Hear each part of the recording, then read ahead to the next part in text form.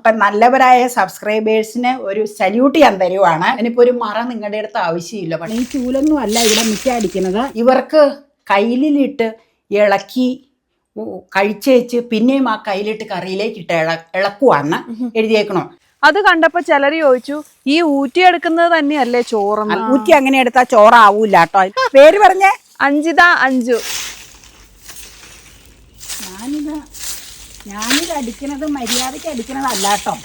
എൻ്റെ ഇവിടെ വന്നുകൊണ്ടിരിക്കുന്ന ആളത്തെ ആഴ്ചയിൽ 2 ദിവസം വന്നുണ്ട്. അപ്പോൾ 1 മാസത്തോളായിട്ട് പുള്ളിക്കാരത്തിക്ക് വേറെ ഒരു ആവശ്യമുള്ളതുകൊണ്ട് വന്നില്ലായിരുന്നു. അന്ന് പിന്നെ ഡെയിലി ചുമ്മാ ഒരു വര അങ്ങ് വരച്ച് വെക്കുകയും വേനലായതുകൊണ്ട് മാവേന്ന് വീണുകൊണ്ടിരിക്കുമല്ലോ, എല്ലാവർക്കും അറിയാം മരങ്ങൾ ചുറ്റുമുള്ളത്. അപ്പോൾ ഇത് വൈകുന്നേരം ആകുമ്പോഴത്തേക്കും കണ്ടമാനം മെനകേടാവും. അതുകൊണ്ട് ഞാൻ ഈ ചീത്ത ഇറക്കം കുറഞ്ഞ പുളിച്ചൂലെടുത്തുകൊണ്ട് വന്ന് പുറമൊക്കെ അടിക്കാൻ ഞാൻ വെച്ചേക്കണതാണ്. തൂത്ത് കളഞ്ഞതാണ്. ഈ ചൂലൊന്നും അല്ല ഇവിടെ മിറ്റടിക്കുന്നത്. ഞാനിപ്പോൾ എളുപ്പമാർഗത്തിന് ഒന്ന് വരച്ച് കളയണം. അഞ്ഞ് ചൊവ്വാഴ്ച പുള്ളിക്കാറ്റ് വരും, ഒന്ന് ഞായറാഴ്ചയാണ്. അപ്പം ചൊവ്വാഴ്ച കാലത്ത് പുള്ളിക്കാറ്റ് വരും. അതുവരെ ഞാൻ ഇങ്ങനെ വീഴുന്നത് വൈകുന്നേരം ആകുമ്പോൾ അടിച്ച് വാരിയേച്ച് ഏതെങ്കിലും ഫലവൃക്ഷത്തിൻ്റെ ചുവട്ടിൽ കൊണ്ടുവന്ന് ഇടും. അങ്ങനെയാണ് ചെയ്യണത്. അപ്പം അല്ലാണ്ട് ഇത് മിറ്റടിക്കുന്ന ചൂലല്ല കേട്ടോ. ഓക്കെ. അപ്പം ഇല്ലേ, ഞാൻ കയ്യിലൊക്കെ ഇച്ചിരി ഇരിപ്പുണ്ട്, അതൊക്കെ എടുത്ത് കഴിക്കുക കേട്ടോ. ഞാനിതൊന്നും കളയാൻ ഉദ്ദേശിച്ചിട്ടില്ല, അതുകൊണ്ടാണ്. കളയൂല, അല്ലെങ്കിൽ ഞാൻ എടുത്തോളാം. ഇതിപ്പോൾ പറയാമെന്ന് എന്നാന്നറിയാമോ, നമ്മൾ എന്തെങ്കിലുമൊക്കെ ഭക്ഷണം ഉണ്ടാക്കി കഴിയുമ്പോൾ കയ്യിൽ ഇങ്ങനെ ടേസ്റ്റ് ചെയ്യൂലേ, ടേസ്റ്റ് ചെയ്തിട്ട് നമ്മളിങ്ങനെ നോക്കും കയ്യിൽ ഒഴിച്ചേച്ച്. പിന്നെ കയ്യിൽ നിന്ന് ഞാൻ ചിലപ്പോൾ ഉലർത്തുകറിയൊക്കെ ആണെങ്കിൽ ഉപ്പും എരിവും മുളകും ഒക്കെ ഉണ്ടോ എന്ന് അറിയാതെ ഇങ്ങനെ കൈ കൊണ്ടെടുത്ത് ഇങ്ങനെ വായിൽ വെച്ച് നോക്കും. എന്നിട്ട് ഈ കയ്യിൽ തന്നെ അതിലിട്ട് ഇളക്കും. ഞാൻ ചെയ്യണ കാര്യമാണ്, സ്ഥിരം അടുക്കളയിൽ ചെയ്യണം ഞാൻ അങ്ങനെയാണ്.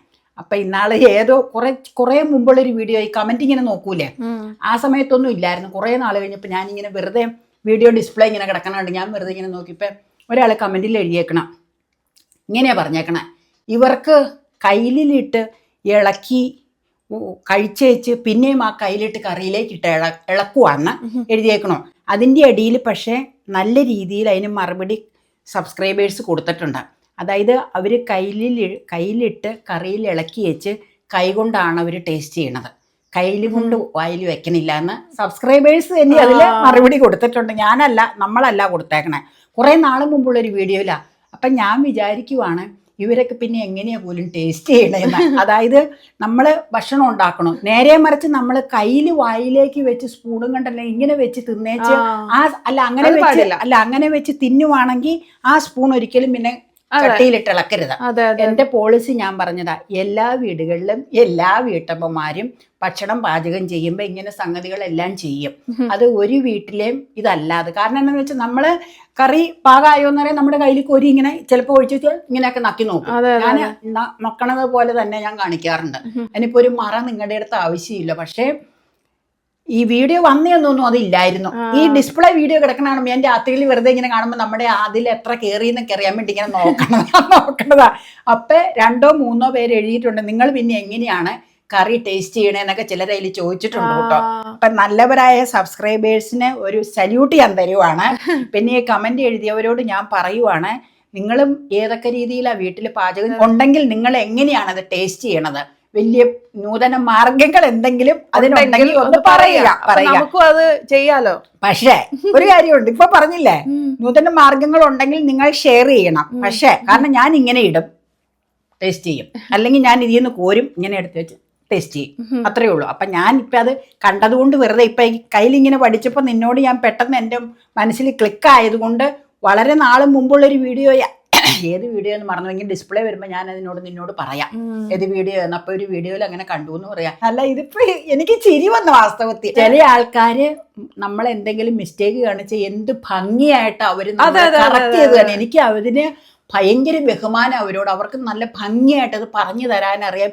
അപ്പം തന്നെ ഞാൻ സോറി പറഞ്ഞ് അത് മാറ്റി നല്ല രീതിയിൽ അതാ അവർക്ക് ആഗ്രഹമുണ്ട്, നമുക്ക് ഒരിക്കലും അവരുടെ വാക്കുകൾ കൊണ്ട് വേദന ഉണ്ടാകരുത്.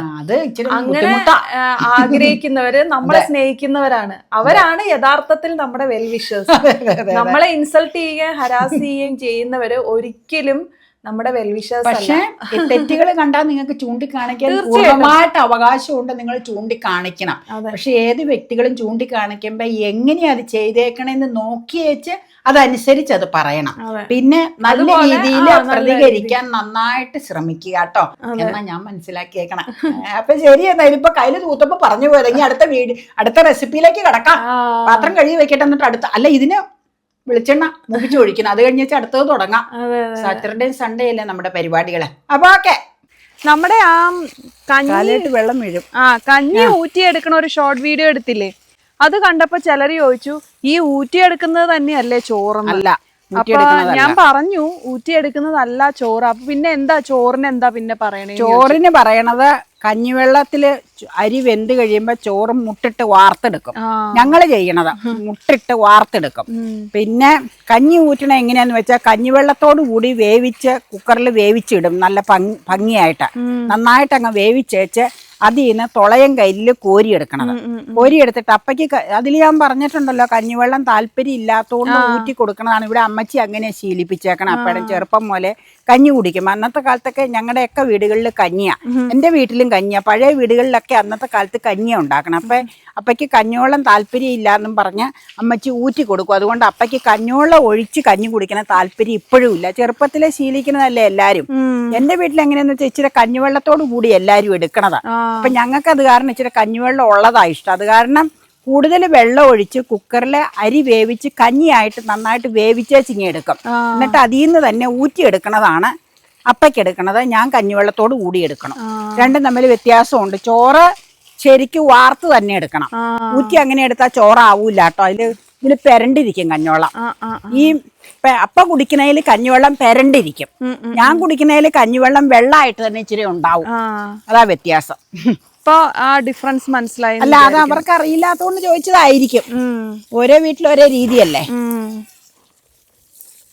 പിന്നെ ഇന്നത്തെ വീഡിയോ ഇല്ലേ നമ്മുടെ അൺബോക്സിങ്, ആ അൺബോക്സിങ്ങില് ഒരാള് കാര്യമായിട്ട് എഴുതിയിട്ടുണ്ട്. അഞ്ജിത അഞ്ജു എന്ന് പറഞ്ഞിട്ടുള്ള ഒരാള് കേട്ടോ. ഫ്രീ ആകുമ്പോ രണ്ടുപേരും ഒരു ഹായ് പറയണോ കേട്ടോ. പറയാലോ, പിന്നെ ഫ്രീ അങ്ങനെ ഇനിയിപ്പോ കുളിക്കാൻ തുടങ്ങും. അപ്പൊ ഫ്രീ ആവാതെ ചെടി നനയ്ക്കുമ്പോ തന്നെ പറയാം. അതെ, പേര് പറഞ്ഞേ? അഞ്ജിത അഞ്ജു. അഞ്ജിത അഞ്ജുവിന് ഒരു ഹായ് വീഡിയോയിലൂടെ തരുവാട്ടോ. ഞാൻ ചെടി നനയ്ക്കുന്നു, മകള് വീഡിയോ എടുത്തോണ്ട് നടക്കണം. അതൊക്കെയാണ് പരിപാടികൾ. അഞ്ജിത അവിടെ വീട്ടില് ചായയൊക്കെ കുടിച്ച് കാണും. മണി 5:30 ഫാമിലി ആയിട്ട് താമസിക്കുവാണെങ്കിൽ അഞ്ജിതയ്ക്കും ഫാമിലിക്കും ഒരു ബിഗ് ഹായ് ഇതിലൂടെ തരുവാണ്. ഇത് കൂടാതെ അപ്പ കഴിഞ്ഞ ദിവസം ബാങ്കിൽ പോയായിരുന്നു. ബാങ്കിൽ ചെന്ന് കഴിഞ്ഞപ്പോ അപ്പേനെ കണ്ട വഴി പുതിയൊരു സ്റ്റാഫ് അവിടെ വന്നിട്ടുണ്ട്. ഇപ്പൊ ട്രാൻസ്ഫർ ആയി വന്നതാ. കണ്ട വഴി കുറെ നേരം നോക്കിയ ചപ്പയോട് ചോദിച്ചു, ഇങ്ങനെ ചാനൽ നടത്തണേ ഇങ്ങനെ അല്ലേന്ന് ചോദിച്ചു. അപ്പൊ അതേന്ന് പറഞ്ഞപ്പോ പറഞ്ഞു, അങ്കിളിനും ആന്റിക്കും മോക്കും ഒക്കെ സുഖമാണോ, കുശലാന്വേഷണമൊക്കെ നടത്തി അപ്പയുടെ. അപ്പ എന്നോട് പറഞ്ഞു, ആ സ്റ്റാഫിന്റെ പേര് ലക്ഷ്മി. ലക്ഷ്മിക്കും എന്നിലും പ്രായമുണ്ടോന്ന് എനിക്കറിയില്ല. ലക്ഷ്മിക്ക് ഞാൻ കണ്ടില്ലായിരുന്നു. ലക്ഷ്മിക്കും ലക്ഷ്മിയുടെ അമ്മയ്ക്കും ഇതിലൂടെ ഒരു ഹായ് പറയുവാട്ടോ. ഈ വീഡിയോയിലൂടെ ഒരു ഹായ് പറയുവാണ്. അപ്പൊ ഇനി ഞാൻ അപ്പയോട് പറഞ്ഞു, ബാങ്കിൽ വരുമ്പോ ഞാനും എറണാകുളത്ത് ബാങ്കിലായിരുന്നു പോയത്. ഞാനും അന്നേരം പോരാ, ഞാനല്ലേ പണ്ട് സ്ഥിരം പോയിക്കൊണ്ടിരുന്നേ, പോരാ അപ്പ അവരൊന്ന് നേരിൽ കാണാലോന്ന്. അപ്പൊ ഓക്കെ. അപ്പൊ പലർക്കും ഇതിലൂടെ ഹായ് പറഞ്ഞു. ഈ സമയത്തിന്റെ ഇടയ്ക്ക് അതും കൂടെ അങ്ങ് പറഞ്ഞതാട്ടോ. ഇതിലൂടെ ആ പരിപാടി അങ്ങ് കഴിഞ്ഞു പോക്കോളൂല്ലോ. കാന്താരിമുളകൊക്കെ ആകെ മുരടിച്ചു. എത്ര നനച്ചാലും ചൂടല്ലേ. ഇപ്പം എല്ലാവരും ഷോപ്പിങ്ങിൻ്റെ ഒക്കെ കഴിഞ്ഞ് കണ്ടില്ലേ. അപ്പം ഞാൻ ഷോർട്ട് വീഡിയോയുടെ ആണോ മെയിൻ വീഡിയോയുടെ ആണോ എന്ന് ഞാൻ മറന്നുപോയി. അടിയിൽ നമ്മുടെ സ്ഥിരം കമൻ്റ് ഇടുന്ന ഒരു ഷൈനി സുരേഷ് ഉണ്ട്.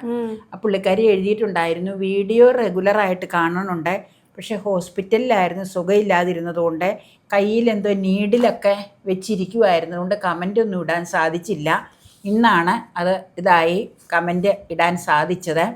അപ്പം എന്നാ പറ്റിയെന്ന് എഴുതിയിട്ടില്ല, ഹോസ്പിറ്റലിലായിരുന്നു എന്ന് പറഞ്ഞപ്പോൾ എന്നാ പറ്റിയ വിവരം അറിയാൻ വേണ്ടി വീഡിയോയിലൂടെ ചോദിച്ചതാട്ടോ. അപ്പം എല്ലാം പെട്ടെന്ന് റിക്കവർ ചെയ്ത് വരട്ടെ. അപ്പം അങ്ങനെ ഞാൻ ആ കാര്യം ചോദിച്ചതാണ്. പിന്നെ വേറൊരു കാര്യവും കൂടെ ഞാൻ പറഞ്ഞോട്ടെ. അതിൻ്റെ കൂടെ വേറൊരു സ്ഥിരം കമൻ്റ് ഇടണ നമ്മുടെ ഒരു സബ്സ്ക്രൈബറുണ്ട്. നീ മറുപടി കമൻറ്റിന് കൊടുത്തായിരുന്നു, റീനാജൻ. പുള്ളിക്കാരത്തി നവംബർ 1st വീക്കിൽ പുള്ളിക്കാരത്തിയുടെ അമ്മ മരിച്ചു എന്ന് എഴുതിയായിരുന്നു. അതിന് അത് എഴുതിയ ആ കമൻറ്റിൻ്റെ ഇടയിൽ റിപ്ലൈ കൊടുത്തിട്ടുണ്ടെങ്കിലും ഞാനൊന്ന് പറയുവാണ്. സുഖമില്ലാതെയൊക്കെ എന്തോ ഇരിക്കുമായിരുന്നു, അമ്മയ്ക്ക് ഫുഡ് കൊടുക്കണ കാര്യമൊക്കെ എപ്പോഴും പറയുമായിരുന്നു, ഇങ്ങനെ പ്രെയർ ഇങ്ങനെ ഓരോ കാര്യങ്ങൾ എന്നിട്ട് വീഡിയോ കാണുന്നതൊക്കെ. അപ്പം നമുക്ക് ഒരു സമയത്ത് നമ്മളെ വിളിക്കുമ്പോൾ നമുക്ക് പോയല്ലേ പറ്റുള്ളൂ. അപ്പം നമുക്ക് പ്രാർത്ഥിക്കാം കേട്ടോ, ആത്മാവിന് വേണ്ടി പ്രാർത്ഥിക്കാം. റീനാജ്. ഇപ്പം ആ 2 പേരുടെ കാര്യം ഞാൻ ഓർത്ത് പറഞ്ഞതാ കേട്ടോ.